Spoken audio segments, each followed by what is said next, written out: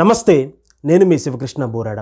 Operation Sindoor దీన్ని మనం గమనిస్తే ఏప్రిల్ 22న జరిగిన పహల్గామ్లో అత్యంత భయంకర ఉగ్రదాడిలో ఎటువంటి పాపం పుణ్యం తెలియనటువంటి కొత్తగా వివాహం జరిగినటువంటి ఒక దంపతుల జంటలో భర్తను చంపితే భార్య ఏమీ తెలియనటువంటి స్థితిలో తన యొక్క నుదుట సింధూరాన్ని పోగొట్టుకుని అత్యంత దీన స్థితిలో ఉన్నటువంటి సంఘటన భారతీయుల యొక్క హృదయాన్ని కలిచివేసింది, ప్రపంచాన్ని అంతటిని కూడా దిగ్భ్రాంతికి గురిచేసింది.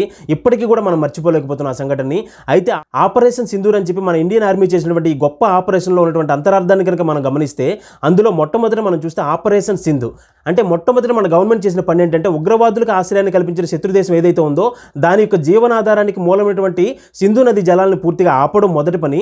అలానే రెండోది మనం గమనిస్తే ఆపరేషన్ సింధూర్ అని పూర్తి పదాన్ని మనం చూస్తే ఆ పదంలో ఒక చోట సింధూరం కనిపిస్తుంది, మరో చోట రక్తపు బిందువులు ఆ ఫోటోలో కనిపిస్తున్నాయి. దీనిలో మనం గమనించాల్సింది ఏంటంటే ఏ తల్లి అయితే తన యొక్క సింధూరాన్ని పోగొట్టుకుందో, ఏ తల్లి అయితే తన యొక్క భర్తను పోగొట్టుకుని అక్కడ రక్తపు మడుగులో దీన స్థితిలో ఏడుస్తూ కూర్చుని ఉందో దానికి ప్రతీకారంగా ఈ రోజున మన ఇండియన్ ఆర్మీ సరైన విధంగా ప్రతీకారాన్ని తీర్చుకుంది.